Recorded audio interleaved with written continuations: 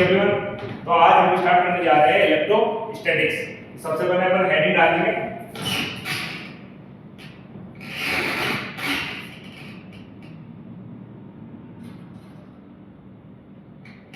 Electrostatics. पहले अपन इसका meaning जानने की कोशिश करते हैं। तो इसमें जो इलेक्ट्रो लिखा हुआ है इसका मतलब होता है इलेक्ट्रॉन्स, जिसको अपन जनरली चार्ज कहते हैं। और स्टैटिक का मतलब होता है रुका हुआ, मतलब इन स्टैटिक पोजीशन, अर्थात इसका मीनिंग क्या हो गया, चार्ज एट रेस्ट।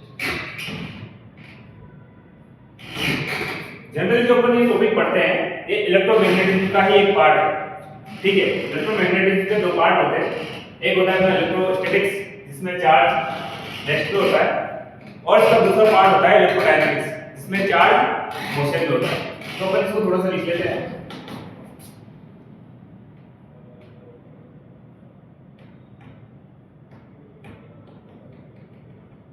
इलेक्ट्रोमैग्नेटिज्म इसके दो पार्ट हो गए, एक क्या हो गया इलेक्ट्रोस्टैटिक्स,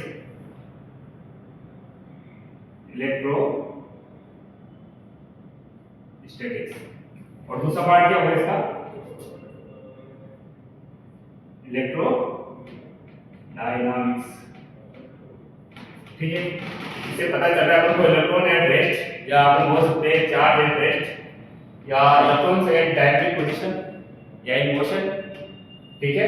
तो इसमें अपन जनरली जो पढ़ेंगे वो पढ़ेंगे जब चार्ज एट रेस्ट पे हो। तो ये हो गया अपना चार्ज एट रेस्ट। इसमें क्या पढ़ेंगे अपन, जब चार्ज मोशन में हो, जैसे कि अपन पढ़ते हैं करंट इलेक्ट्रिसिटी, उसमें चार्ज का मोशन होता है। तो अपन ना ये हो गया इसमें करंट इलेक्ट्रिसिटी,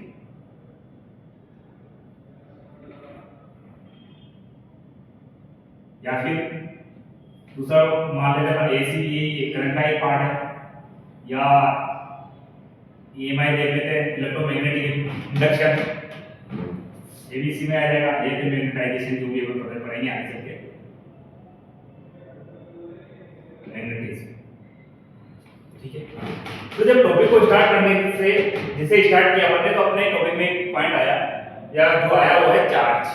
तो सबसे पहले अपन को चार्ज समझना जरूरी है कि चार्ज होता क्या है, ठीक है।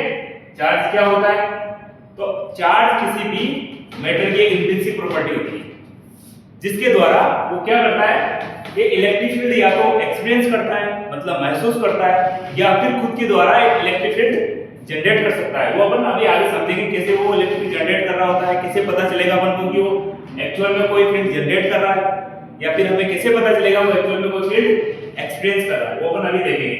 उससे पहले अपन देखते हैं चार्ज के बारे में थोड़ा पढ़ लेते हैं, ठीक है।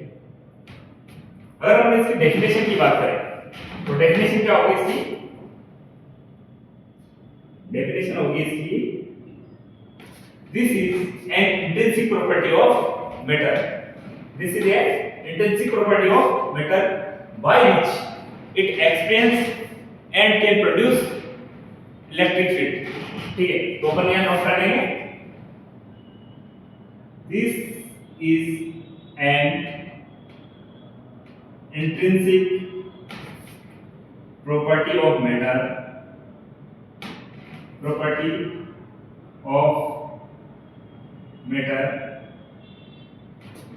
by which it can experience and produce, it can experience and produce electric field,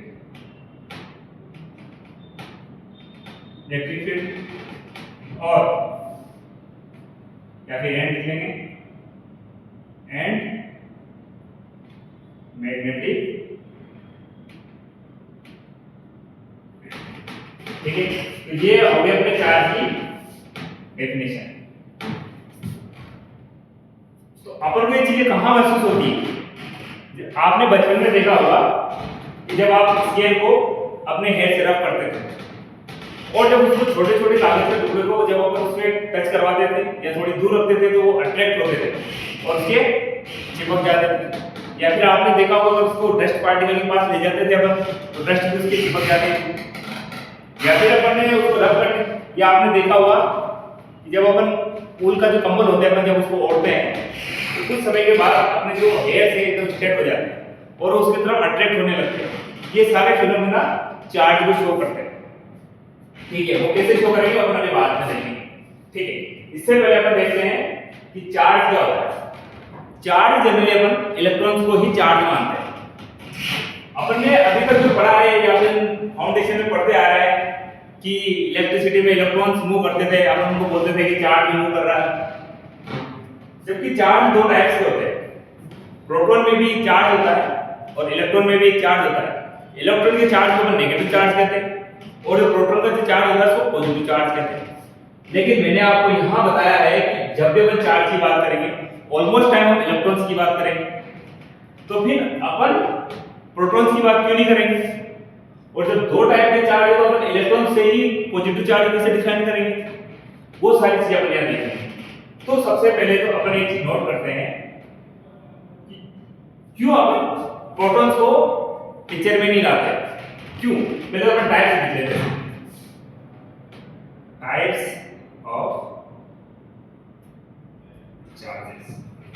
तो इसका एक टाइप हो गया पॉजिटिव चार्जेस, पॉजिटिव चार्जेस, और दूसरा हो गया इसका नेगेटिव चार्जेस। अगर मैं आपको बताऊं तो आपने जनरली सब जानते हैं कि कंडक्टिंग मटेरियल में इलेक्ट्रॉन इजीली फ्लो कर जाते हैं। ऐसा क्यों? क्योंकि इसके जो आउटमोस्ट ऑर्बिट के जो इलेक्ट्रॉन्स होते हैं वो सरफेस पे मूव करने के लिए एकदम फ्री होते हैं। आप आगे जाके पढ़ोगे कि उसको अपन कंडक्शन बैंड कहते हैं। जनरली कंडक्शन बैंड में इलेक्ट्रॉन्स अपन मूव करने के लिए फ्री होते हैं। या फिर आप सिर्फ इतना ध्यान रखो कि कंडक्टर में इलेक्ट्रॉन्स जनरली सरफेस पे फ्रीली मूव कर सकते हैं, तो उनके पास एक फ्रीडम होती है। अगर वही बात अगर प्रोटॉन के लिए देखा जाए तो प्रोटॉन एकदम न्यूक्लियस में सबसे अंदर होता है, तो एक तो उसका निकलना बहुत ज्यादा मुश्किल है। तो पहला पॉइंट तो क्या हो गया कि अपन चार्ज इलेक्ट्रॉन्स की बात करते हैं क्योंकि इजीली इसका मूवमेंट हो सकता है। ठीक है, और दूसरा पॉइंट क्या है कि जो प्रोटॉन्स है वो एकदम न्यूक्लियस के अंदर होता है, ये सबसे आउटमोस्ट ऑर्बिट में होता है। पहला पॉइंट तो ये हो गया कि इसको इजीली अपन ट्रांसफर कर सकते हैं। और अगर दूसरे पॉइंट की बात करें अपन थोड़ा सा ध्यान देंगे कि अगर आपने कभी पढ़ा हो तो मास ऑफ इलेक्ट्रॉन क्या होता है 9.1 ×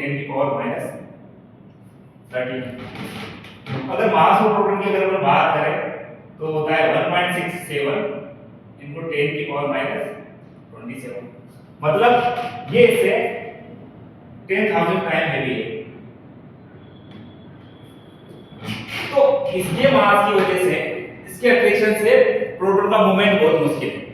क्योंकि अपन ने पढ़ा था कि जब अर्थ में क्या होता था, जब अपन किसी ऑब्जेक्ट को फेंकते थे तो ऑब्जेक्ट अर्थ के द्वारा अट्रैक्ट होता था। और हम ये भी जानते हैं कि सेम चीज अर्थ के साथ भी होगी क्योंकि अर्थ भी ऑब्जेक्ट की साइड पे अट्रैक्ट होगी, बट उसका मूवमेंट अपन लगभग नेग्लिजिबल मान लेते थे। क्यों? क्योंकि अर्थ उसके कंपेयर में बहुत हैवी है। इसी टाइप से अगर अपन यहाँ देखें तो इसका इफेक्ट है ना प्रोटॉन पे बहुत कम आएगा, तो ये अपनी जगह पे फिक्स रहेंगे।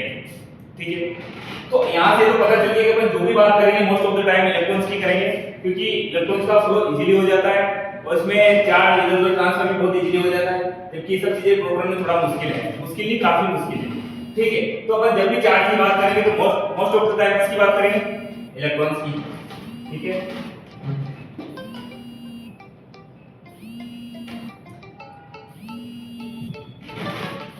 तो फिर अपन पॉजिटिव चार्ज किसको बोलेंगे और नेगेटिव चार्ज किसको बोलेंगे? तो नेगेटिव चार्ज को अपन सबको पता है कि इलेक्ट्रॉन्स को अपन नेगेटिव चार्ज बोलते हैं। लेकिन अगर कोई भी ये मेटल है या भी कोई कंडक्टर है या कोई भी मेटल है इसमें अगर अपन इलेक्ट्रॉन्स को गेन करते हैं तो नंबर ऑफ इलेक्ट्रॉन्स प्रोटॉन से ज्यादा होंगे, क्योंकि जनरली एटम में क्या होता है number of electron number of proton के बराबर होता है और इलेक्ट्रॉन्स पे नेगेटिव चार्ज होता है और प्रोटॉन पे पॉजिटिव चार्ज होता है। ओवरऑल चार्ज क्या होगा उसका? 0। लेकिन अगर जैसे जैसे अपन उसमें इलेक्ट्रॉन को गेन करवाएंगे तो वो जैसे एक इलेक्ट्रॉन बढ़ा उसका नेगेटिव पे जाना स्टार्ट हो जाएगा। तो पहले न्यूट्रल था, हालांकि इसमें इलेक्ट्रॉन भी थे प्रोटॉन भी थे, पर नेट चार्ज के तो क्या था उसमें 0। जैसे अपन ने इसको इलेक्ट्रॉन दिया तो इस पे अपन चार्ज क्या हो जाएगा एक इलेक्ट्रॉन के बराबर। और इलेक्ट्रॉन का चार्ज कितना होता है, एक साइड लिख लेंगे, ये चार्ज होता है 1.6 × 10⁻⁻19। मतलब इतना चार्ज इस पे आ गया। अगर सेम चीज के साथ करें, इसका जो आउटमोस्ट ऑर्बिट है उसमें से एक इलेक्ट्रॉन को अपन बाहर निकाल दें, या अपन कहें इलेक्ट्रॉन की अपन डेफिशिएंसी करवा दें, तो क्या होगा, इसका जो प्रोटॉन का जो इफेक्ट आना स्टार्ट हो जाएगा, क्योंकि एक इलेक्ट्रॉन बाहर निकल गया। तो हम इसको बोलेंगे इसमें पॉजिटिव चार्ज आ गया, प्लस e के बराबर चार्ज आ गया। तो इससे अपन को क्या पता चलता है, deficiency of charges show positive charge और gain of the charges show negative charge. इस चीज को अपन नोट कर लेंगे। पॉजिटिव चार्ज निकाल लेंगे,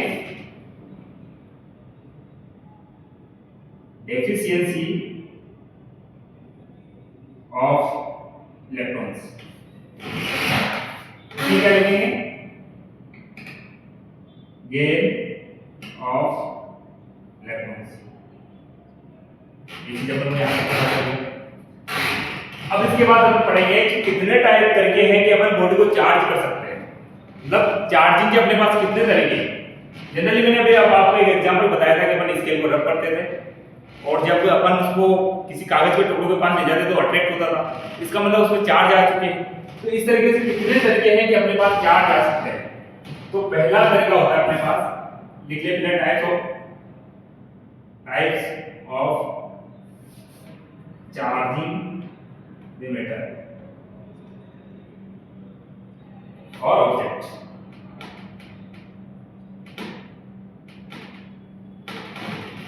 कितने तरीके से अपन किसी मैटर को चार्ज कर सकते हैं, ठीक है। चार्जिंग से पहले अपन एक चीज में पढ़ लेते हैं इसका, इसके सिंबल क्या होते हैं। चार्ज का हमको सिंबल पता चलना चाहिए, सिंबल ऑफ चार्ज। पहले से अपन सिंबल पढ़ेंगे इसका, दूसरा पढ़ेंगे इसकी यूनिट क्या होगी, ठीक है, और तीसरा अपन पढ़ेंगे इसकी डायमेंशनल यूनिट क्या होगी इसकी।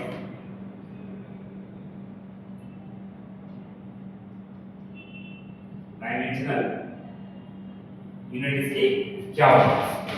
इसके सिंबल की बात करें तो अपन जनरली इसको Q से शो करते हैं, ठीक है, इसका सिंबल अपन जनरली इसको Q से दर्शाएंगे। जब इसकी यूनिट की बात करें तो इसकी यूनिट होती है कूलम, जिसको अपन C से डिनोट करते हैं, C हो गया। इसके डायमेंशनल यूनिट की बात करें अपन, तो अगर डायमेंशंस की बात करें तो चार्ज जो होता है, थोड़ा साइड पे हम बता देते हैं, जो चार्ज जो होता है वो करंट क्या होता है, rate of flow of charges. अगर इसको अपन मल्टीप्लाई करते हैं उससे टाइम ड्यूरेशन से, तो अगर वो पता चल जाएगा टोटल चार्ज कितना है। तो अपन क्या करते हैं इसको I dt, देखिए I क्या होता है, dq/dt होता है। अगर इसको अपन dt से मल्टीप्लाई करते हैं तो क्या आ जाएगा हमारे पास, चार्ज, ठीक है। इसकी डायमेंशन क्या है, I एक फंडामेंटल क्वांटिटी है जिसकी डायमेंशन क्या होती है, एम्पियर।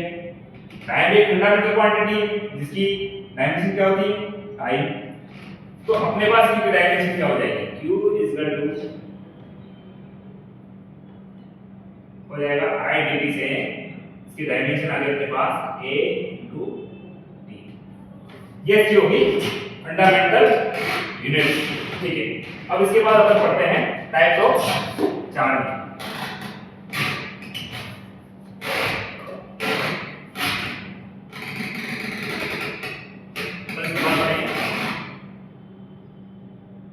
टाइप्स ऑफ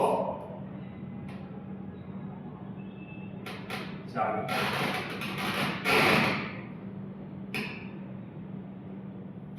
ठीक है।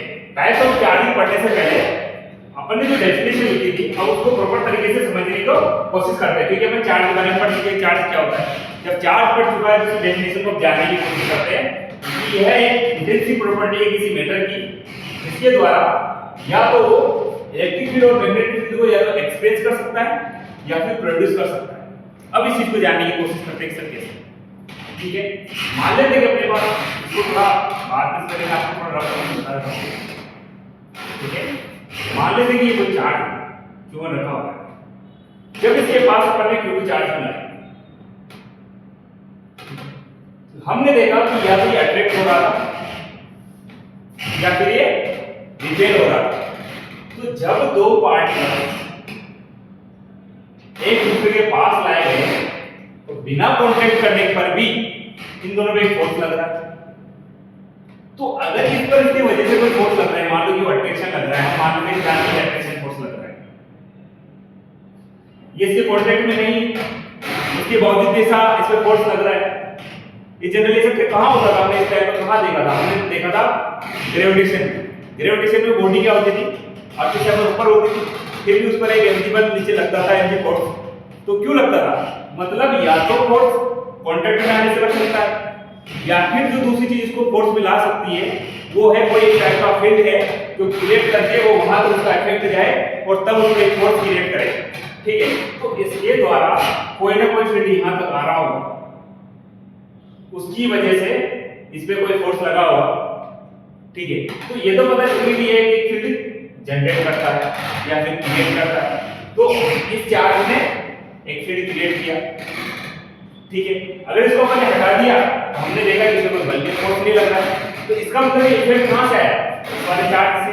और इस वाले चार्ज ने क्या किया, कोई ना कोई फील्ड क्रिएट किया या जनरेट किया, उस फील्ड को अपन ने क्या बोला, इलेक्ट्रिक फील्ड। तो जिसको मैं जनरली इसे डिनोट करेंगे आगे चल के। ठीक है, तो हमें ये तो पता चल गया कि एक चार्ज है ना वो इलेक्ट्रिक फील्ड क्रिएट कर सकता है या क्रिएट करता है। बट फिर अपन ने दूसरा देखा इस फोर्स पे, इस चार्ज पर एक फोर्स लगा। अगर इस चार्ज के अंदर बिना चार्ज कोई न्यूट्रल चीज को रखे तो उसमें कोई फोर्स लगा नहीं था। इसका मतलब क्या होगा, इस चार्ज ने इसको एक्सपीरियंस किया। बाकी अगर हम न्यूट्रल रखते तो चार्ज को एक्सपीरियंस नहीं करता, इसको इलेक्ट्रिक फील्ड को एक्सपीरियंस नहीं कर पाता। तो यहां से दूसरा पॉइंट क्या निकल के आता है कि चार्ज एक्सपीरियंस नहीं करता है। इसने चार्ज ने इलेक्ट्रिक फील्ड जनरेट किया, इसने एक्सपीरियंस किया। तो यहां तक तो समझ आ गया कि कोई भी मैटर होता है इसकी इंट्रिंसिक प्रॉपर्टी है जिसके द्वारा ये प्रोड्यूस कर सकता है और एक्सपीरियंस कर सकता है इलेक्ट्रिक फील्ड। यहां तक आपको समझ में आ गया। अब बात आती है मैग्नेटिक फील्ड की। ठीक है, जब तक हम ये सब फिनोमेना हुआ, जब ये सब हो रहा था तो अब हमने इसके पास में एक मैग्नेट रखी हुई थी। ठीक है, जब ये मैग्नेट रखी हुई थी तो हमने देखा कि जब तक ये मैग्नेट में ये सब दो चार्ज रखे हुए थे यहां फोर्स लग रहा था, लेकिन ये अभी तक अपने ओरिजिनल फॉर्म में थी, मतलब ये जो रखी हुई थी एज इट इज अभी तक रखी हुई थी। फिर हमने देखा कि किसी एक चार्ज को हमने इसे मोशन दिया, मूवमेंट दिया, या मान लो उसको मैंने वेलोसिटी v दी, तो हमने देखा कि इसमें डिफ्लेक्शन आना शुरू हुआ, मतलब इसके डायरेक्शन में चेंज आना शुरू हुआ। मतलब यहां पर भी कोई फील्ड क्रिएट हुआ होगा बिना कांटेक्ट के, फिर इसमें बल लगा, इसका मतलब कोई दूसरा टाइप का फील्ड क्रिएट हुआ होगा या जनरेट हुआ होगा। तो उस फील्ड को हमने बोला मैग्नेटिक फील्ड। क्यों बोला, क्योंकि जब रुका हुआ था ये उसके सिमिलर नहीं है। अगर रुका हुआ था तब भी इसमें लगना चाहिए, ये सिर्फ चलने की वजह से लगा। ये चलने के कारण एक दूसरा मैग्नेटिक फील्ड प्रोड्यूस हुआ जिसको हमने बोला magnetic field.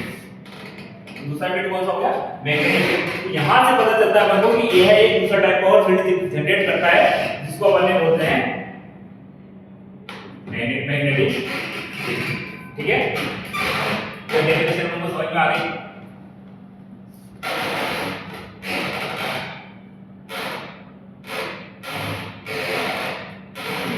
Type of charge से पहले अगर हम इसके दूसरे हेडिंग डाल लेते हैं, इफेक्ट ऑफ चार्ज।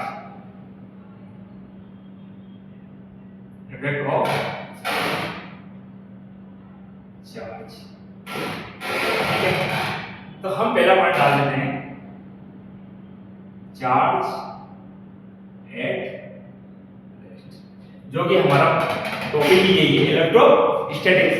तो चार्ज एट रेस्ट है, इसमें अपना एक फील्ड जनरेट हुआ, वो क्या था, इलेक्ट्रिक। जब हमने उसको मोशन दिया तो मोशन दिया तो क्या हुआ, चार्ज एट, तो एक और फील्ड क्रिएट हुआ, जनरेट हुआ, जिसको अपन ने क्या बोला, मैग्नेटिक फील्ड।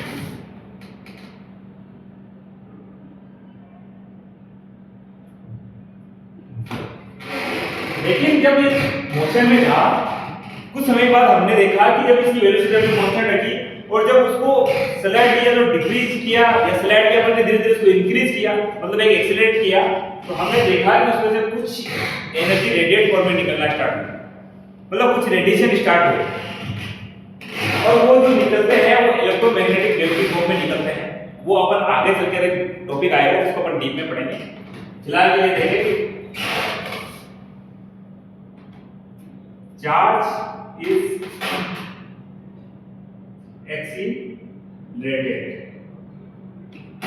क्या होगा, एनर्जी रिलीज या फिर हम बोले radiation in the form of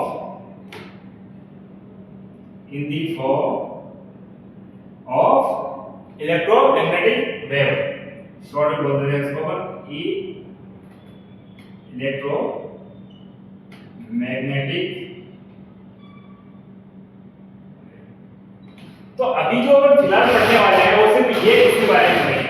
जब अपना चार्ज रेस्ट पे होगा अपन जिसकी चर्चा करेंगे मोस्ट ऑफ द टाइम पे ऑलमोस्ट अपन सिर्फ इलेक्ट्रिसिटी के बारे में चर्चा करेंगे, और ये जब चार्ज मोशन में होगा तो अपन एक आगे के टॉपिक पढ़ेंगे मैग्नेटाइजेशन या ईएमआई, जिसके आगे चल के पढ़ेंगे, तो वो अपन कुछ समय के बाद में एक नया टॉपिक पढ़ेंगे। ये चार्ज एक्सीलरेटेड होगा तो इससे नया टॉपिक क्रिएट होगा अपना वो ईएमडब्ल्यू, इलेक्ट्रोमैग्नेटिक वेव, जो हम आगे चल के पढ़ेंगे, ठीक है। तो अब इसके बाद हम देखते हैं कि चार्ज किस तरीके से अपन बॉडी में ला सकते हैं, किस तरीके से अपन बॉडी को चार्ज बना सकते हैं। तो अपन हेडिंग होगी अपनी type of charging, types of charging. इसके जनरली अपन 3 टाइप पढ़ते हैं। पहला टाइप होगा अपना इंडक्शन, दूसरा टाइप होगा अपना इंडक्शन, और अपना तीसरा टाइप होता है बाइसेक्शन।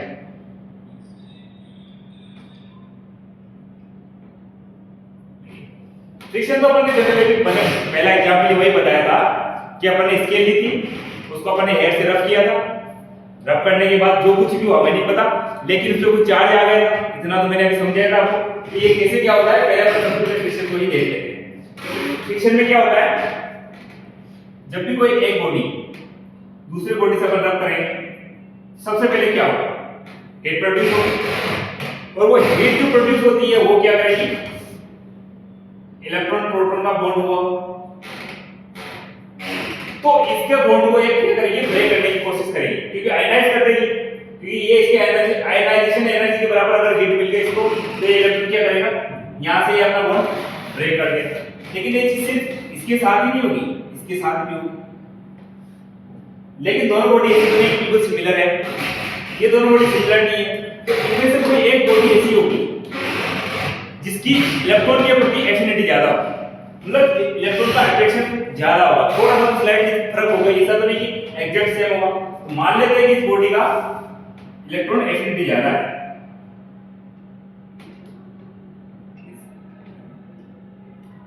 ये क्या करेगा, तो ये अपना इलेक्ट्रॉन इतना इजीली नहीं छोड़ेगा, बाकी ये जल्दी छोड़ देगा और ये अट्रैक्ट होकर इधर चला जाएगा। तो क्या होगा, इस इलेक्ट्रॉन आ जाएगा, इस पे क्या आ जाएगा, इस पे क्या होगा, गेन, इस पे क्या होगी, एफिशिएंसी, मतलब इलेक्ट्रॉन एफिशिएंसी क्या शो करती है, प्लस चार्ज। तो हमने दोनों बॉडी को चार्ज कर दिया, इस पे नेगेटिव चार्ज आ गया और इस पे आ गया पॉजिटिव चार्ज, ठीक है। इसको अपन देखने के लिए कैसे ट्राई करेंगे कि हाँ चार्ज है नहीं। तो हमने क्या किया, किसी न्यूट्रल से छोटे छोटे पार्टिकल्स से, जैसे कागज के छोटे छोटे टुकड़े हो गए, डस्ट हो गया, उसके पास लेके गए तो अट्रैक्ट हुए, तो हमें पता चला कि ये बॉडी चार्ज है, और कैसे अट्रैक्ट हुए वो भी अपन आगे चलकर पढ़ेंगे, डिस्कस करेंगे, ठीक है। तो उससे पहले अपन आते हैं पॉइंट नंबर 2 पर। यहाँ पर पहले आप डिस्कस कर लेते हैं कंडक्शन। कंडक्शन का मतलब होता है electron transfer one body to another body by conducting. Conducting का मतलब क्या होता है, कंडक्टिंग मेटेरियल के से ही दूसरे कंडक्टिंग मेटल तक फ्लो बनना। तो ये तभी हो सकता है जब दो बॉडी एक दूसरे से कांटेक्ट में हो। ये कब होगा? Body should be in contact. ठीक है, पहला पॉइंट होगा। और जब दो बॉडी कांटेक्ट में भी है तब भी कंडक्शन तभी हो सकता है जब दो मेटल कंडक्टर हो, तो metal should be conductor also.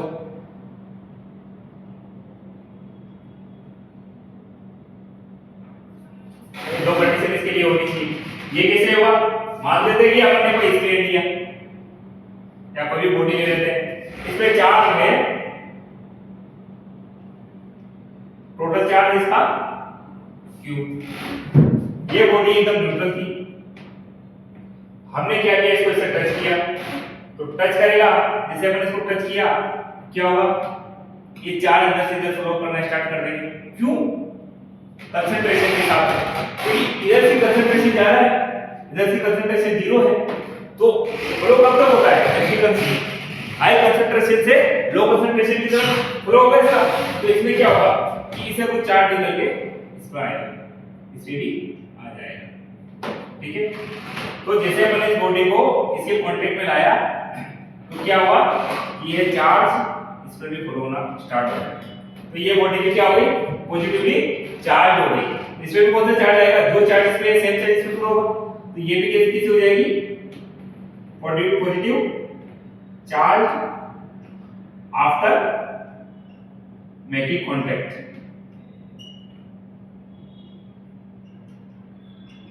ठीक है, ये हो गया अपना कंडक्शन वाला। अब हम पढ़ते हैं इंडक्शन। इंडक्शन में अपन क्या करते हैं कि इसमें चार्ज इंड्यूस्ड होते हैं, और इंड्यूस्ड कैसे होंगे? इसमें क्या करेंगे अपन कि दो बॉडी को एक दूसरे से सेपरेट रखेंगे।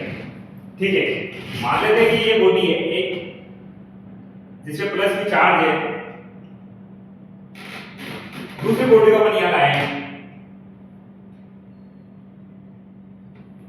ये बॉडी क्या है? न्यूट्रल है फिलहाल के लिए। तो क्या होगा? इसके इलेक्ट्रॉन्स क्या करेंगे? इसकी तरफ अट्रैक्ट होंगे। अट्रैक्ट होने के बाद वजह से इलेक्ट्रॉन्स की सारी साइड पर आ जाएंगे।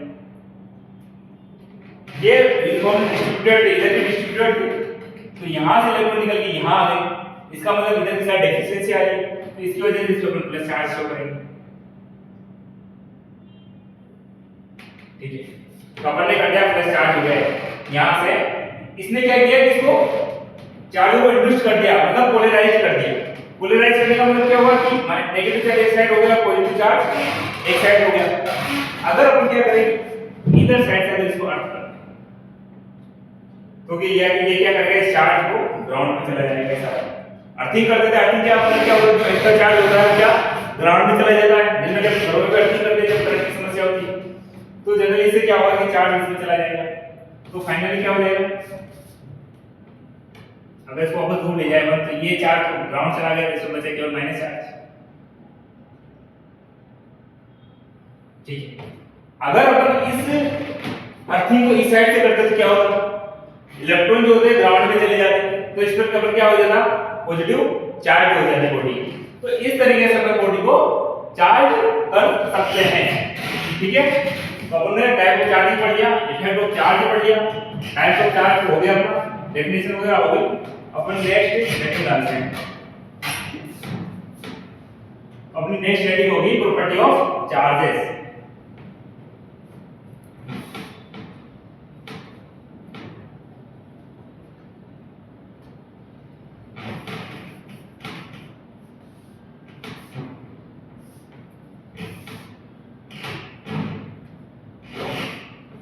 या इससे पहले अपन प्रॉपर्टी पढ़ने से पहले थोड़ा सा डिस्कस करते हैं कि जो मास होता है वो भी इंट्रिंसिक प्रॉपर्टी होती है मैटर की, और ये भी इंट्रिंसिक प्रॉपर्टी है मैटर की। दोनों में कुछ सिमिलरिटी होती है, क्योंकि एक मास दूसरे को अट्रैक्ट करता है। हालांकि इसमें अट्रैक्टिव चार्ज में क्या होता है? अट्रैक्शन भी हो सकता है, रिपल्शन भी हो सकता है, कुछ चीजें होती है। ठीक है, तो लेट डाल है property of 40।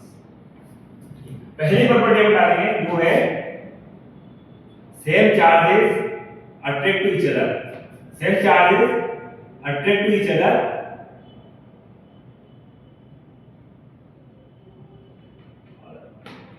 and opposite charges repel to each other and opposite charges repel to each other।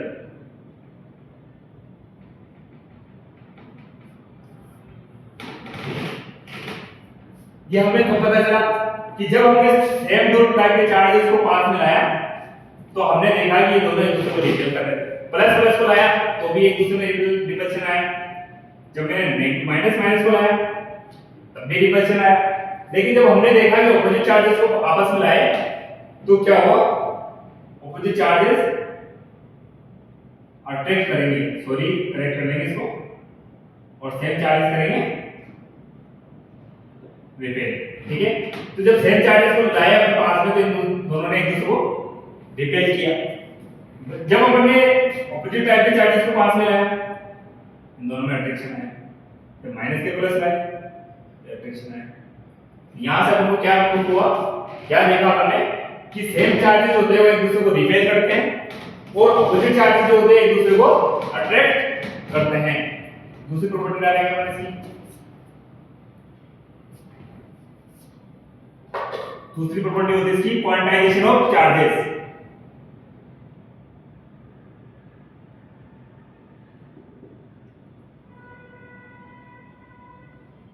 अभी क्वांटाइजेशन क्या होता है, क्वांटाइजेशन का मतलब होता है ये क्वांटा की फॉर्म में होते हैं, मतलब फिक्स पॉकेट की फॉर्म में चार्ज होता है।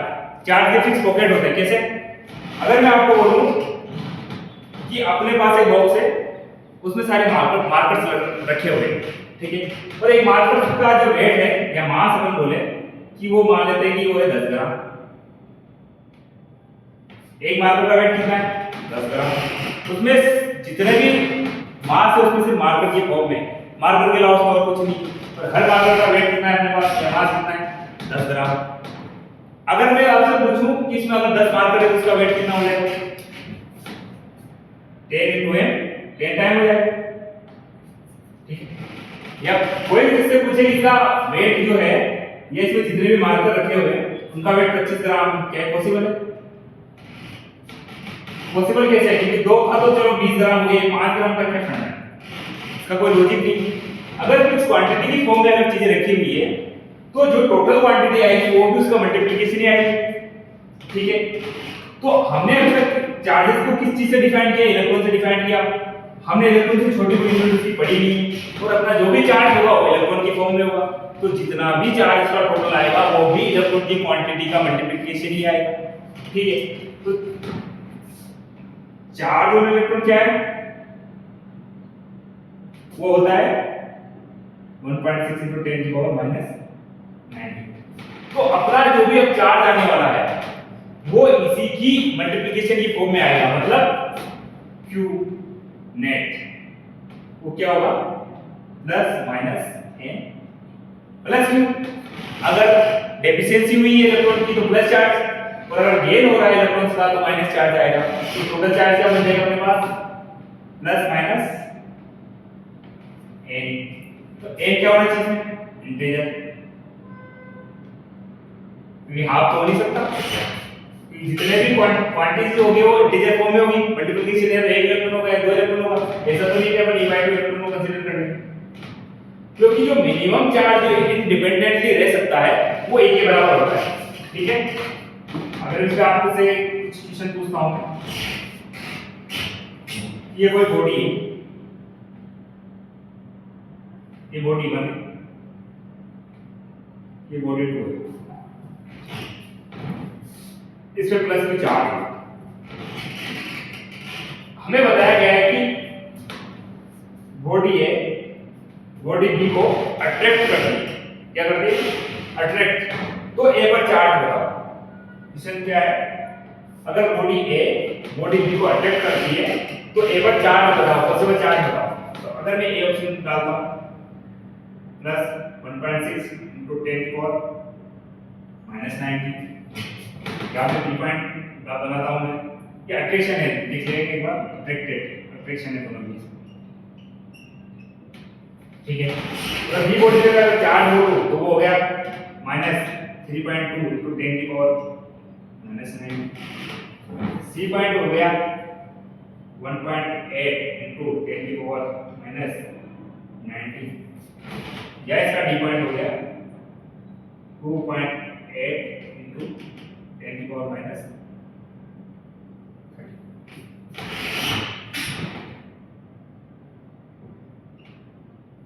तो बताओ इसका आंसर क्या होगा। सबसे पहली कंडीशन तो है कि बॉडी अट्रैक्ट कर रही, ठीक है।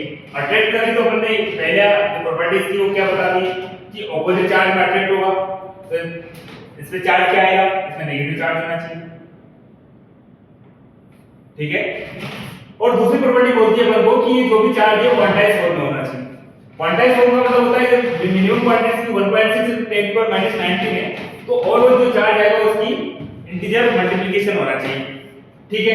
तो पहला ऑप्शन तो अपना गलत हो जाता है कि इसमें पॉजिटिव चार्ज है, इसमें भी पॉजिटिव चार्ज है। अब ऑप्शन अपन को देखना है बी और डी, तो बी और डी में अपन क्या देखेंगे, ये प्लस माइनस नहीं होना चाहिए, तो प्लस को छोड़ के अपन को माइनस चाहिए, ठीक है। तो ये इसका 2e के बराबर चार्ज है, जबकि इसका इसके साथ कोई इंटीजर बन नहीं रहा है, तो अपना आंसर क्या हो जाएगा बी। तो हमने एक दूसरी प्रॉपर्टी क्या पढ़ी है, क्वांटाइजेशन ऑफ चार्जेस, ठीक है।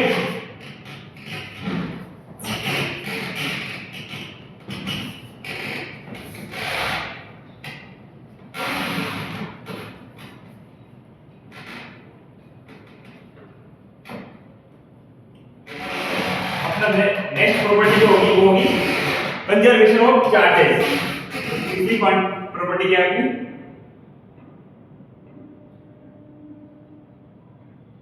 Conservation of charges. Conservation charge क्या होता है, कंजर्वेशन चार्ज का मतलब होता है, मान लो ये बॉक्स है, इसमें एक चार्ज रखा है +2 कूलम, एक रखा है -1 कूलम, एक रखा है +3 कूलम, रखा है +8। चार चार्जेस हमने इस बॉक्स को हिलाया, तो क्या होगा, इसका जो नेट चार्ज है वो अभी भी उतना ही होना चाहिए। जैसे अपन ने मास कंजर्वेशन पढ़ा था, मास कंजर्वेशन में क्या हुआ कि अगर 2 किलो की कोई एक चीज रखी हुई है, ये 5 किलो की कोई दूसरी रखी हुई है, तो उसका ओवरऑल नेट कितना होना चाहिए, 7 केजी। तो इसी टाइप से इसका मास ऑफ कंजर्वेशन भी होता है, इसका चार्ज कंजर्वेशन जो होता है। अगर मैं आपसे पूछूं यहाँ इसको मिला के एक चार्ज बनता है, एक बनता है +3c, दूसरा बनता है +5c, और तीसरा चार्ज पूछ लिया जाए कि बताओ ये चार्ज की वैल्यू क्या है। अपन क्या करेंगे, जो इधर नेट चार्ज है वही टोटल नेट चार्ज इसमें होना चाहिए, ठीक है। तो इधर नेट चार्ज कितना होगा, 8 और 3 11 2 13 - 10, तो इधर नेट कितना होगा 10 कूलम, इधर भी अपना नेट क्या होना चाहिए 10 कूलम होना चाहिए, ठीक है। ये कितना होगा 3 5 8, तो अपने पास ये चार्ज कितना हो जाएगा +2। तो ये प्रॉपर्टी क्या आपने कंजर्वेशन ऑफ चार्ज। चौथी प्रॉपर्टी अपनी होती है it always exist with mass, it always exist with mass, means it can't exist independently।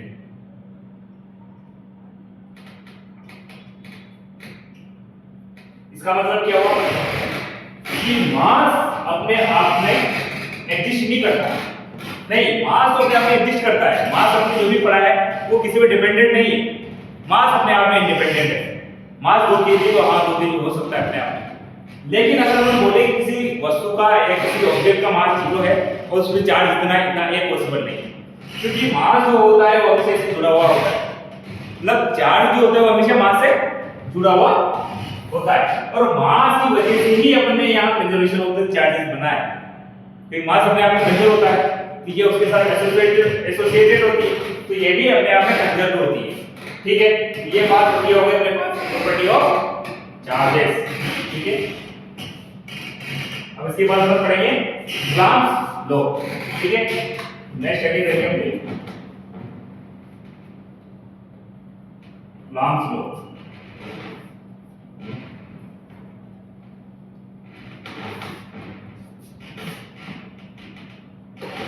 Next study का है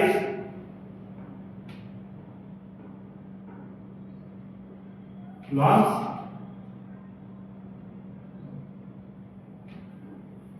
जो कूलॉम्स शब्द है, जो चीज अपन ने पहले देखी थी कि दो चार्जेस के बीच में या तो अट्रैक्शन होता है या फिर रिपल्शन होता है, सेम चार्जेस के बीच में रिपल्शन था और ऑपोजिट चार्जेस के बीच में अट्रैक्शन था, वो तो हम जान चुके हैं, लेकिन वो कितना था वो सारी चीजें अपन इनके द्वारा डिस्कस करेंगे। वो फॉर्मूला इन्होंने डिराइव करके दिया है हमें कि दो चार्जेस के बीच में कितना चार्ज लगता है, सॉरी कितना फोर्स लगेगा, ठीक है।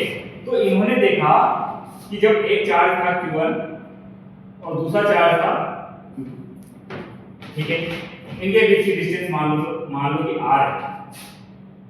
इन्होंने क्या किया, इसको कर दिया 2Q1, इसको रखा Q2, फिर इन्होंने कर दिया कि इसको Q1 रखा, इसको कर दिया Q2। फर्स्ट टाइम इन्होंने क्या किया, डिस्टेंस को बीच में कांस्टेंट रखा, वेरी क्या किया, चार्ज किया वेरी, मतलब experiment on charges. First time इन्होंने सिर्फ एक्सपेरिमेंट किया चार्ज पर, तो इन्होंने देखा कि जो इसमें फोर्स की वैल्यू आ रही थी, इसमें मान लीजिए फोर्स की वैल्यू आ रही है F0, ठीक है। जब इन्होंने ये सब किया, एक को डबल किया, तो उन्होंने देखा कि इसमें फोर्स की वैल्यू आई वो F0। जब इसको डबल किया तो भी एक वैल्यू आई वो F0।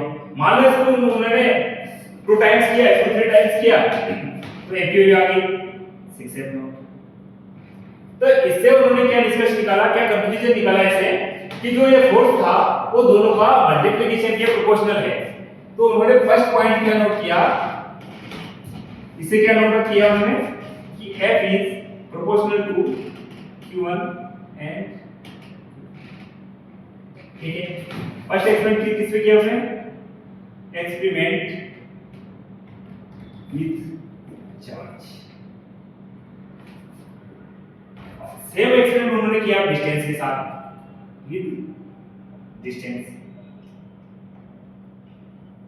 ठीक है। इस बार उन्होंने क्या किया, चार्ज को कांस्टेंट रखा Q1 Q2 को। उन्होंने देखा कि R को जैसे उन्होंने डबल किया, जैसे R को उन्होंने 2R किया, F हो गया 4 टाइम, सॉरी F हो गया F by 4 टाइम, 1/4 हो गया। जैसे उन्होंने इसको हाफ किया, ये हो गया 4 टाइम। इससे उन्होंने क्या कंक्लूजन निकाला कि जो F जो आया है वो इनवर्सली प्रोपोर्शनल आया R स्क्वायर। दोनों को जब उन्होंने एक साथ किया तो फोर्स की वैल्यू आई F proportional to Q1 Q2 upon R square, ठीक है। और जनरली अपन जब भी कोई चीज को प्रोपोर्शनलिटी की फॉर्म में जब उसको ओपन करते हैं तो एक कोएफिशिएंट आता है, तो उस कोएफिशिएंट को अपन ने बोला proportionality coefficient of Coulomb's law, ठीक है। तो वो यहां से कितनी वैल्यू A बराबर A Q1 Q2 R। ध्यान रखें, उन्होंने जब भी ये एक्सपेरिमेंट किया पूरा, उस बीच उन्होंने मीडियम के बारे में कोई चर्चा नहीं की, ठीक है। तब एक फिक्स मीडियम में बात की उन्होंने, तो K की वैल्यू कांस्टेंट आई, एक फिक्स कांस्टेंट आया। लेकिन आगे चलकर उनको पता चला कि जैसे उन्होंने मीडियम चेंज किया तो मीडियम के साथ K की वैल्यू भी वेरी करती रहती है, ठीक है। तो हम ये बोल सकते हैं कि जो K की वैल्यू है ये डिपेंड करती है मीडियम पर, ये डिपेंड्स ऑन मीडियम, ठीक है। K की वैल्यू मीडियम पे डिपेंड करती है। K के की एक्चुअल वैल्यू होती है 1/4 pi epsilon not. Epsilon not को अपन जनरली बोलते हैं परमिटिविटी ऑफ मीडियम।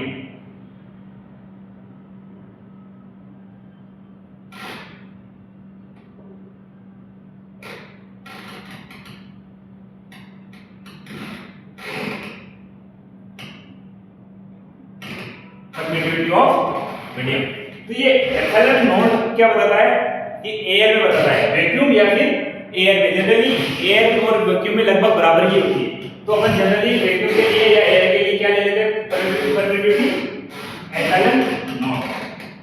लेकिन अगर अपन किसी मीडियम में बात करें, मान लो हमने कोई मीडियम ले लिया और मीडियम, तो एप्सिलॉन नॉट क्या हो जाएगा, एप्सिलॉन होगा epsilon naught into epsilon r. ये एप्सिलॉन आर क्या है, ये है रिलेटिव परमिटिविटी। रिलेटिव परमिटिविटी का मतलब क्या है कि यह इस मीडियम में इसकी जो रियल में वैक्यूम में थी उसका कितना गुना इसमें है। मान लो वो ER टाइम्स है, इसका मतलब रिलेटिव क्या होगी, जितना टाइम है उसको वैक्यूम से मल्टीप्लाई करते हैं, तो ये होगी ER। ठीक है, ये इसको ये मीडियम बोल देते हैं। तो एक्चुअल में के मीडियम क्या हो जाएगा 1/4 पाई एप्सिलॉन m, या इसको अपन बोल सकते हैं 1/4 pi epsilon not epsilon r।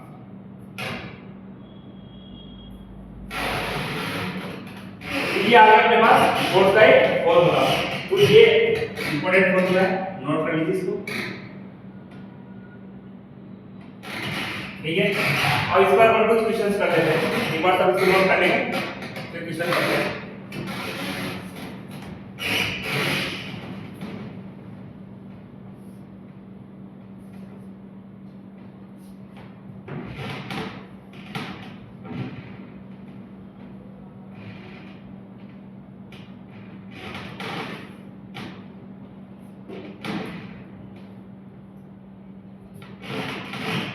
Question करने से पहले अपन देखते हैं कि अभी तक अपन जो पढ़ा है ये मैग्नीट्यूड की वैल्यू थी f0 फाई के q1 टू को i स्क्वायर, मतलब ये सिर्फ मैग्नीट्यूड था। जबकि एक्चुअल में अपन क्या पढ़ते हैं कि फोर्स एक वेक्टर क्वांटिटी है, तो इसको अपन वेक्टर फॉर्म में लाने की कोशिश करते हैं। ठीक है,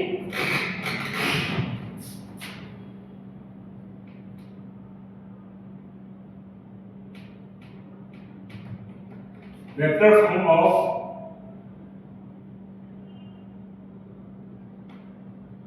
प्लैंक्स फॉर्मूला। ठीक है, इसको एक फॉर्म में लाने की कोशिश करते हैं।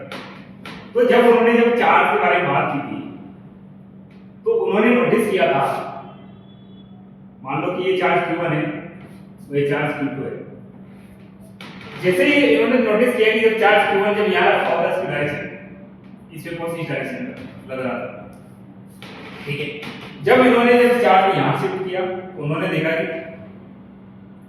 इस डायरेक्शन में फोर्स लग रहा है। फिर जब उन्होंने यहाँ पे रखा इन्होंने देखा कि फोर्स इस डायरेक्शन में लग रहा है।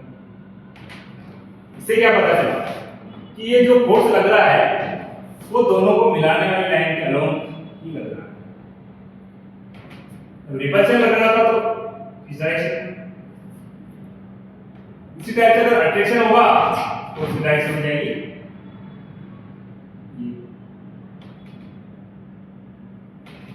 ठीक है, तो इससे क्या पता चलता है अपन को कि ये जो भी फोर्स आएगा उसकी डायरेक्शन अपन को पता चल गई, उसी डायरेक्शन में आएगा। मान लो कि ये पॉइंट 1 है, ये 2 है, तो r12 की डायरेक्शन में ये फोर्स आएगा। ठीक है, तो फोर्स का फॉर्मूला अपना था k q1 q2 upon i square. अपन इसको क्या करते हैं, हम क्या करते हैं इसको अपन दे देते हैं r k की डायरेक्शन, ये डायरेक्शन देते हैं r12 ये k रखने का क्या मतलब है कि ये यूनिट है, इसकी क्वांटिटी कितनी है, वैल्यू कितनी है इसकी यूनिट, और डायरेक्शन क्या है इसकी, ये वाली डायरेक्शन। अगर इसको अपन एक्चुअल फॉर्म में लिखे तो r के को अपन लिख सकते हैं r vector on mode of क्योंकि इसकी जो वैल्यू होगी उतनी वैल्यू से अपन इसको डिवाइड कर देंगे तो इसकी वैल्यू हो जाएगी 1 और इसकी डायरेक्शन सेम रह जाएगी। तो आर के सिर्फ डायरेक्शन देता है न कि मैग्नीट्यूड को। तो यहाँ से इसकी डायरेक्शन हो गई और ये भी अपना आर मान है, ठीक है। इसको इसे पुट करते हैं इसमें, तो ये क्या हो जाएगा Q2 R1 का होल स्क्वायर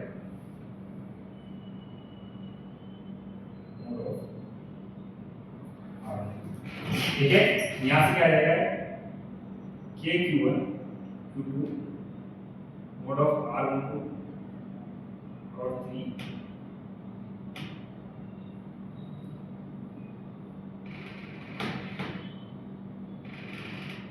तो अपने फोर्स को वेक्टर की फॉर्म में डिराइव कर लिया, ठीक है। ये इसकी फोर्स की डायरेक्शन होगी। अब इसका अपन कुछ क्वेश्चंस कर लेते हैं।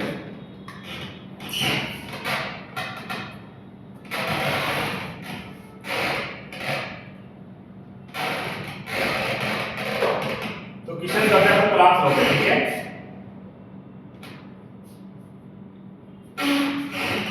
ये कोई चार है, चार गुलाम है, चार गुलाम और इनके बीच की दूरी है 2 मीटर और इस पर रखा हुआ है -3 गुलाम। तो बताओ इनके बीच में फोर्स कितना लगेगा और उसकी डायरेक्शन क्या होगी। तो हमें पता है इसके एरो की लगेगा तो अरे अपोजिट है तो अट्रैक्शन करेगा, ये इसकी डायरेक्शन होगी अट्रैक्शन। और F की वैल्यू क्या हो जाएगी 1/4 एप्सिलॉन नॉट, ये दोगे K की value Q1 Q2 4 -3 on R का स्क्वायर कितना हो जाएगा 2। यहाँ से अपने F की वैल्यू क्या आ गई, F की वैल्यू जाएगी, ध्यान रहे एप्सिलॉन नॉट की वैल्यू नोट करने के बाद एप्सिलॉन नॉट जो वैक्यूम में होता है एप्सिलॉन उसकी वैल्यू होती है 8.85 into 10 की पावर -12। और अगर अपन इसकी यूनिट की बात करें तो इसकी यूनिट क्या हो जाएगी, यहाँ से अगर यूनिट निकालें तो क्या यूनिट में देगी, फोर्स की यूनिट क्या होती है मास इनटू एक्सीलरेशन, क्या होती है मास इनटू एक्सीलरेशन, एक्सीलरेशन का इक्वल स्क्वायर होता है। और अगर इसकी देखें अपन तो चार्ज क्या होती है a into t या कूलम्ब स्क्वायर लिख देते हैं अपन, ठीक है, अपॉन मीटर स्क्वायर या 1 अपॉन एप्सिलॉन नॉट। तो यहाँ से एप्सिलॉन की वैल्यू क्या आ गई, क्या वैल्यू आ जाएगी इसकी a स्क्वायर करने के साथ इसकी एप्सिलॉन की यूनिट आ जाएगी अपने पास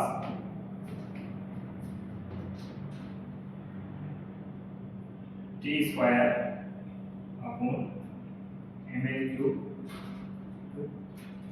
c स्क्वायर। ये इसकी डायमेंशनल यूनिट आ जाएगी यहाँ से अपने पास। तो इसी को अगर अपने 80 से पुट कर देंगे, ठीक है, यहाँ से अपन इसकी डायमेंशनल यूनिट भी निकाल सकते हैं। यहाँ से इसकी वैल्यू क्या आ जाएगी 4 से 4 कैंसिल आउट हो जाएगा, ये हो जाएगा -3/4 पाई एप्सिलॉन। माइनस क्या शो करता है कि ये फोर्स या डायरेक्शन में है। वैसे तो अपन को पता ही है कि नहीं ऑपोजिट फोर्स हो ऑपोजिट होंगे अगर चार्जेस तो डायरेक्शन लगेगा। बाकी अगर फॉर्मूले में भी अगर विद साइन लगेंगे तो ये अपने आप शो करेगा कि माइनस से आया है, इसका मतलब है कि अट्रैक्शन हो रहा है। अगर एक प्लस आता है इसका मतलब है कि रिपल्शन हो रहा है, ठीक है। दूसरा क्वेश्चन करेंगे हम,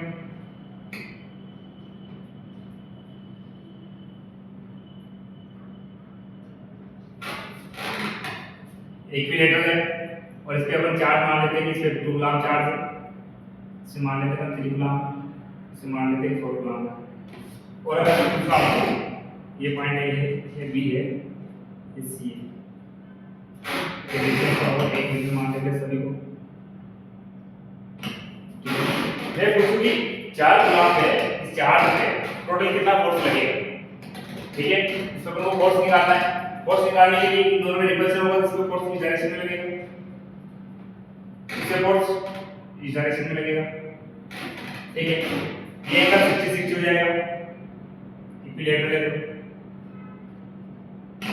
ठीक है। इन दोनों के बीच में फोर्स क्या लगेगा, अगर दोनों के बीच में लगाए तो देखें अपन k3 q2 पर r स्क्वायर ये क्या हो जाएगा k3 और y1 का स्क्वायर। इसके बीच में क्या लगेगा k 2 4 1 स्क्वायर। ठीक है, तो ये हो गया अपना 12k। यहाँ से कितना हो गया 8k। अगर ये 60 है तो ये एंगल कितना हो जाएगा अपना, ये हो जाएगा अपना 60 डिग्री। वेक्टर एडिशन से हमने पढ़ा था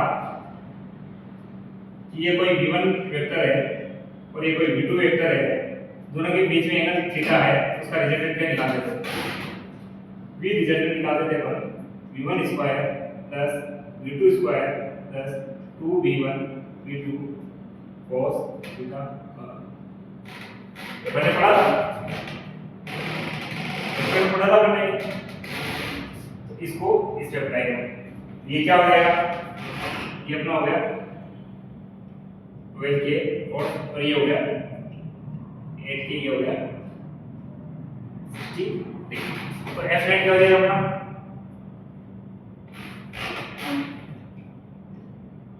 ट्वेल्व के square plus 8k square plus 12k into 8k cos theta cos 60।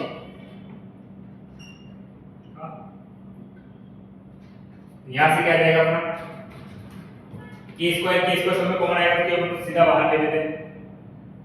ठीक है, 12 का कितना होगा 144, 8 का क्या हो जाएगा 64, और ये कितना हो जाएगा 8 बार 6 में 96 इंटू 2 कितना हो जाएगा 192। ठीक है, इंटू cos 16 की वैल्यू कितनी होती है 1/2। इसको अपन सॉल्व कर लेंगे, यहां से नेट की वैल्यू आ जाएगा अपने पास ये रूट ऑफ 144 इंटू 64 118, और हम सीधा इसको 7/2 से कैंसिल आउट कर सकते हैं, 96 आ जाएगा। तो ये वैल्यू अपने पास आ गई 206 K206, ये अपने पास आ गया एफ नेट की टोटल वैल्यू। ठीक है, नोट कर लेंगे इसको।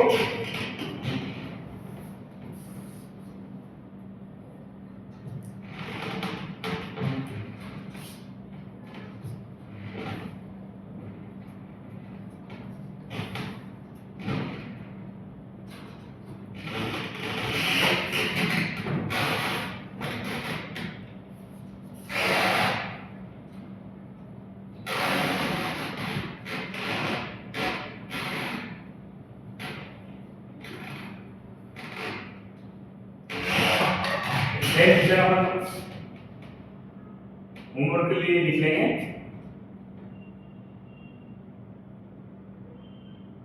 इस पे 1 कूलम चार्ज है, इस पे प्लस 2 कूलम चार्ज है, माइनस 3 कूलम चार्ज है, इस पे प्लस 4 कूलम चार्ज है। ठीक है, तो हमें इस चार्ज का ए बी सी और डी, तो हमें चार्ज ये पे नेट फोर्स निकालना है, चार्ज नेट फोर्स 1 चार्ज है, नेट फोर्स 1 चार्ज, ये अपन को होमवर्क में नोट कर लेंगे। ठीक है, और उसके बाद हम पढ़ते हैं इलेक्ट्रिक फील्ड। हेडिंग डाल लेंगे सब,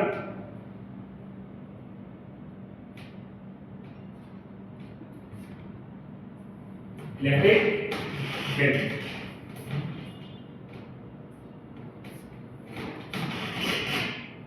तो अपन ने अभी पढ़ा है, हमने A बराबर होता है KQ1 Q2 by R square.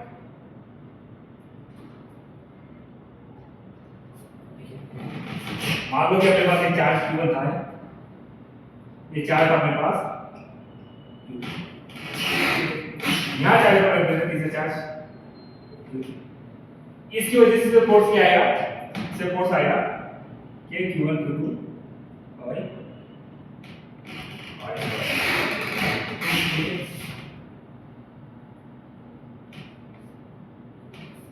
इसी जगह पर Q2 को रख के Q3 को रख दें यहाँ वापस इसको हटाया, तो इसमें फोर्स कितना आएगा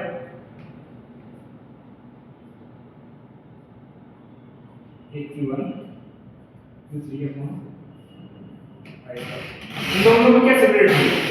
इसमें Q2 आया, इसमें है, मतलब जो भी फोर्स है वो इस पे डिपेंड कर रहा है कि इस पे चार्ज कितना है और इस पे चार्ज कितना है, बाकी चीजें सेम है। मतलब इसका जो इफेक्ट आ रहा है वो ये है। मैं इसका इफेक्ट यहाँ पे ये आ रहा है, इसको अपन ने Q2 से मल्टीप्लाई किया तो नेट फोर्स आ गया, फिर इसका इफेक्ट यहाँ भी सेम वही आ रहा है, फिर इसको अपन ने Q3 से मल्टीप्लाई किया तो नेट फोर्स आ गया। ठीक है, ऐसे ऐसे अपन किसमें करते थे?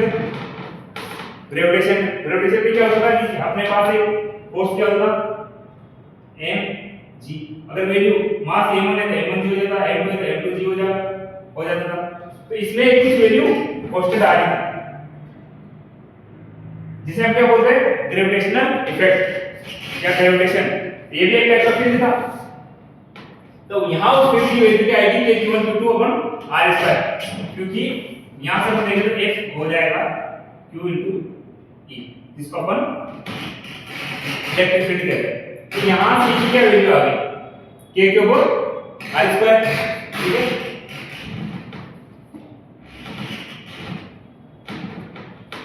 तो यहां से अपने पास E की वैल्यू आएगी KQ/r2। ये कोई भी पॉइंट ऑब्जेक्ट Q ले लेते हैं, इसकी डिस्टेंस r पर हम देखिए इसकी वैल्यू आएगी यहाँ KQ/r2। इसकी वैल्यू जिस डायरेक्शन होगी, जिस डायरेक्शन फोर्स लगेगा उस डायरेक्शन में इसकी वैल्यू होगी। और हमने देखा इसके अलोंग फोर्स लगता है तो इसकी वजह से इधर इस डायरेक्शन में आएगी,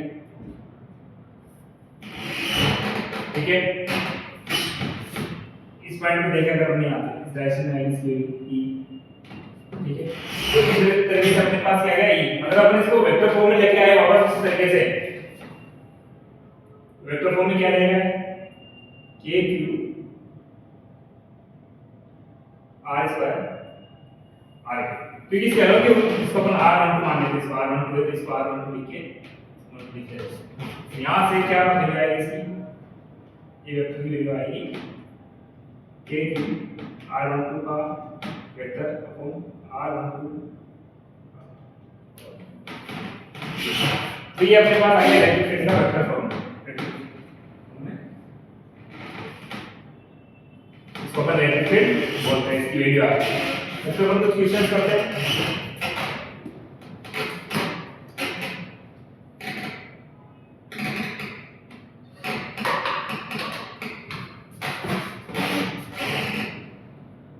ये चार्ज अपने पास 2 कूलम, ये रेडियस अपने पास 4 मीटर। हमें इस पॉइंट पे E निकालना है, ये पॉइंट क्या है। तो इस पे डायरेक्शन क्या आ जाएगी, इस डायरेक्शन वो क्या है KQ/r2। अगर आपको डायरेक्शन पता है तो अपन सीधे KQ/r2 ही लिखेंगे, इस टर्म को लाने की जरूरत नहीं है। लेकिन अगर आपको वेक्टर फॉर्म में लाना है तो फिर अपन इस तरीके से लिखेंगे, ठीक है। तो यहां से अपन अभी आपको सिर्फ मैग्नीट्यूड चाहिए, बस सीधे लिख देंगे KQ/r2। यहां से स्पीड क्या आ गई 2K/16, यहां से आएगा K/, ये अपने पास एक वैल्यू आ गई, ठीक है। नेक्स्ट क्वेश्चन करते हैं। एक चार्ज यहाँ रखा हुआ है 2 कूलम, यहाँ भी रखा है अपने पास 2 कूलम, और ये डिस्टेंस अपनी 2 मीटर ले लेते हैं, इक्विलेटरल से 2 मीटर ये और 2 मीटर, ठीक है। चार्ज रखा हुआ है अपने, इस पे चार्ज रखा हुआ है और इस पॉइंट पर हमको नेट इलेक्ट्रिक फील्ड निकालना है। इसकी वजह से किस डायरेक्शन में आया, ये इसको अपन E1 मान लेते हैं या फिर इसको पॉइंट 1 ले लेते हैं, A B C, तो अपन ये ले लेते हैं A की वजह से, ये अपना आ जाएगा B की वजह से, ये कितना हो जाएगा अपना KQ/r2, तो 2K/4, यहाँ से आ गया K/2, इसकी डायरेक्शन ये होगी। इस डायरेक्शन में अपन देखें तो सेम ही इतना आएगा, ये बैठ जाएगा K/2। अब अब दोनों का रिजल्टेंट के बीच में आएगा, ऊपर डायरेक्शन बाद में निकालना सीखेंगे। तो फिलहाल इसका टेम्परेचर की अगर बात करें ई नेट कितना आ जाएगा अपने पास, वही अभी मैंने थोड़ी देर पहले पढ़ा E1 square plus E2 square plus E1 E2 cos theta. यहाँ से क्या आ जाएगा इसकी वैल्यू k/2 का होल स्क्वायर प्लस k/2 का whole square plus 2k/2 and k/2 cos theta. cos theta इक्विलेटर है, ये कितना आ जाएगा 60, ये होगा वो तो नहीं, ये होगा ये 60 हो जाएगा। cos 60 की वैल्यू कितनी होती है 1/2, लिखेंगे पर 1/2 इस 2 से इस 2 से निकाल दें तो ये k/2 का होल स्क्वायर 3 टाइम्स आ रहा है, हम सीधे k/2 बाहर ले लेते हैं, ये हो जाएगा 1 + 1 + 1। e की वैल्यू कितनी आ गई √3/2।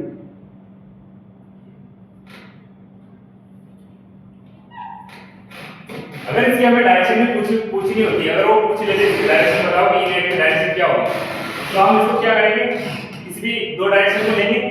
तो हम मान लेते हैं कि पहले एक डायरेक्शन ये हो जाएगी, इस डायरेक्शन को परपेंडिकुलर डायरेक्शन ये ले लेते हैं अपनी। यहाँ से क्या हुआ, हम इसके घटक लेंगे, इसके कंपोनेंट, एक कंपोनेंट इधर आएगा, दूसरा कंपोनेंट इधर आएगा, और इधर वाले कंपोनेंट दोनों ऐड हो जाएंगे, और इधर वाला कंपोनेंट बच जाएगा। फिर हम उसका tan थीटा निकालेंगे। tan थीटा कैसे निकालेंगे, अगर इसके साथ एंगल ले रहे हैं तो ये हो गया इससे परपेंडिकुलर होगा, और ये बेस वाला हो गया, तो इसका जो कंपोनेंट आएगा वो हमारे जैसे आएगा वो ये sin 60, ठीक है। sin वाला कंपोनेंट आ गया, इधर वाला क्या हो जाएगा EB प्लस EA cos 60, ठीक है। इससे अपन थीटा एंगल आ जाएगा, तो इसकी एक डायरेक्शन आ जाएगी कि इसके साथ इस थीटा एंगल पर है, यहाँ से जो थीटा आएगा वो tan की इनवर्स में चला जाएगा, और ये सारी वैल्यू इसमें आ जाएगी। तो इस तरीके से अपन अगर अपन को डायरेक्शन पूछे तो डायरेक्शन के बाद निकाल सकते हैं, ठीक है।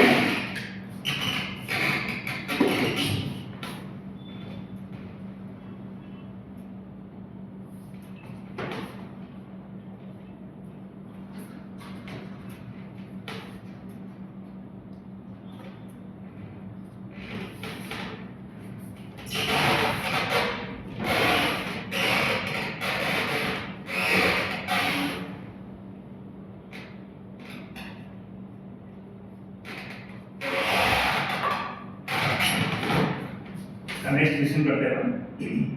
अभी तक अपन जो भी पढ़ रहे थे सारे पॉइंट चार्ज के लिए डिफाइन कर रहे हैं।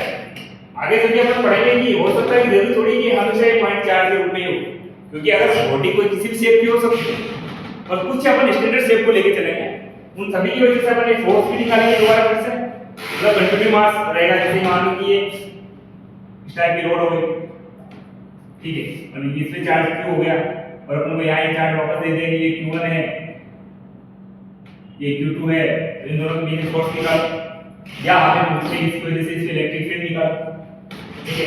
जैसे कि ये कोई स्टैंडर्ड शेप हो गई, मान लो कि ये रिंग हो गई, या फिर डिस्क हो गई, या होलो स्फीयर हो गया अपना, या फिर सॉलिड स्फीयर हो गया, तो कुछ अपने एक स्टैंडर्ड शेप्स है, उनके ऊपर ये सारी चीजें अपन वापस निकालने का ट्राई करते हैं। तो हम हेडिंग डाल देते हैं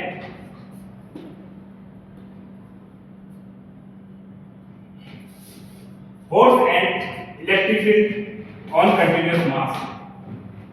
हेडिंग क्या हो जाएगा अपनी, force and electric field on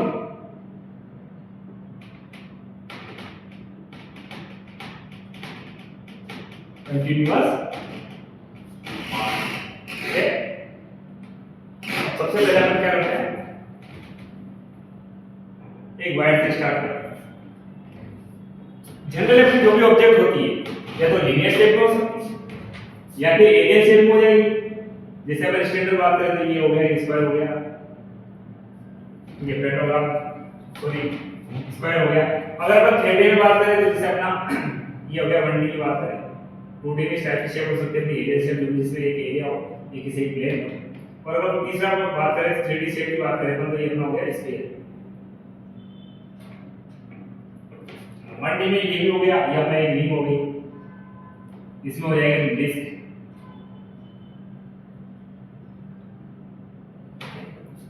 तो लीनियर क्वांटिटी के लिए अपन जो डेंसिटी लेते हैं, जनरली मास की डेंसिटी हो या चार्ज की डेंसिटी में जनरली लैम्डा ही फॉर्म लेंगे, उसको लेंगे लैम्डा ही टर्म।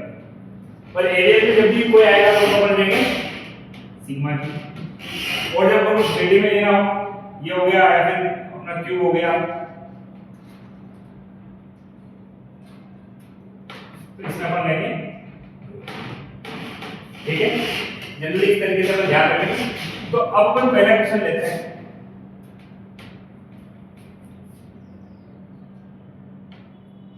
ये कोई एल लंबाई का वायर है, इसके अपन लेंथ ले लेते हैं कि ये 2 मीटर, ठीक है। इसका अगर टोटल चार्ज की बात करें ये हो गया 8 गुना, ठीक है। यहां अपना कोई पॉइंट रखा हुआ है, ठीक है।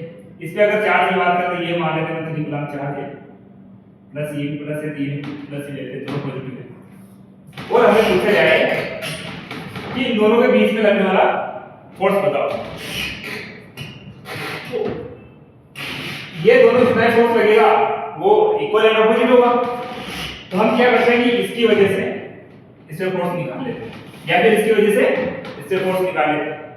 तो हम क्या करते हैं कि पहले इसकी वजह से इससे फोर्स निकालने का ट्राई करते हैं, ठीक है।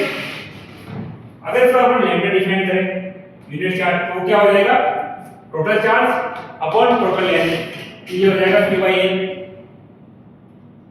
ये क्या हो जाएगा 8/2 कूलम पर मीटर, मतलब 4 कूलम पर मीटर। ये इसकी होगी चार्ज डेंसिटी, ठीक है। यहां से इसकी डिस्टेंस मान लेते हैं कि ये r बराबर मान लेते हैं कि 5 मीटर ले लेते हैं, ठीक है। ये वाली डिस्टेंस ये 5 मीटर है। तो हम क्या करते हैं यहां से एलिमेंट्री पार्ट लेके उसमें मान लेते हैं कि इसमें चार्ज है d। ये dq की वैल्यू क्या होगी, थोड़ा सा चार्ज का वैल्यू क्या होगा, इसकी लेंथ अपॉन डेंसिटी। इसकी लेंथ मान लेते हैं कि टोटल l है, इसको अपन dl मान लेते हैं, या r दिया है तो अपन इसको dr मान लेते हैं, ठीक है। तो इस पर चार्ज टोटल क्या हो जाएगा, चार्ज डेंसिटी इनटू dr। इसकी क्या वैल्यू हो जाएगी और dr।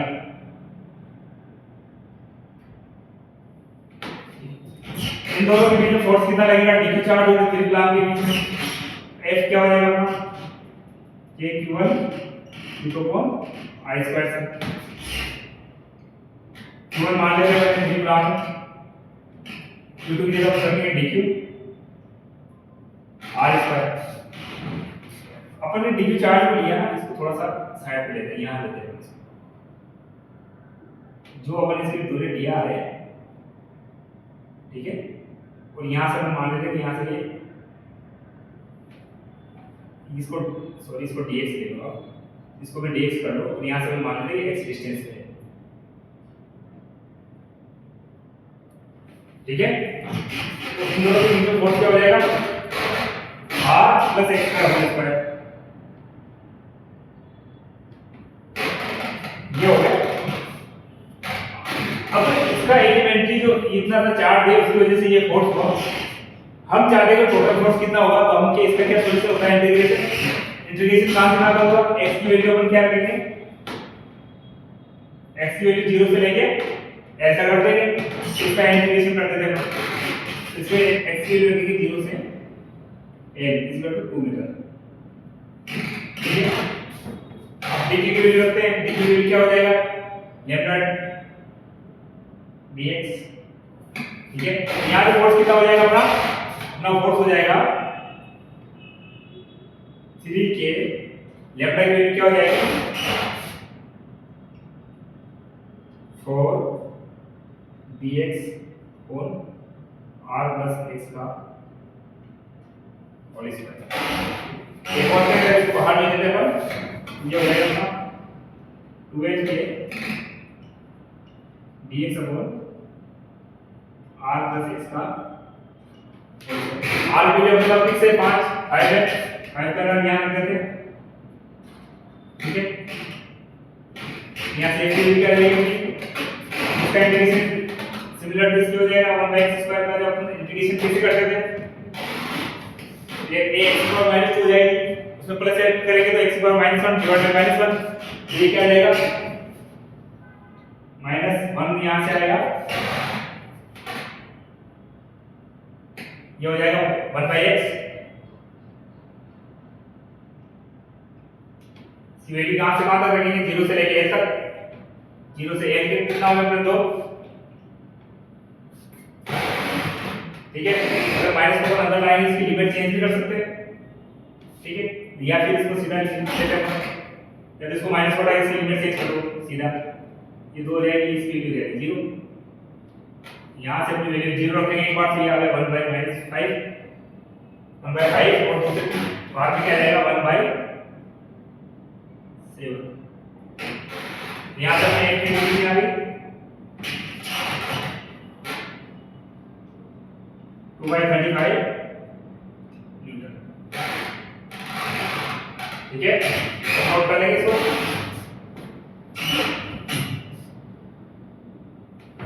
ये अपन ने पढ़ा है लीनियर डिस्ट्रीब्यूशन के लिए, ठीक है। अब इसके बाद हम पढ़ेंगे एरर डिस्ट्रीब्यूशन के लिए भी निकालेंगे, ये लिमिट के लिए नोट कर लेंगे।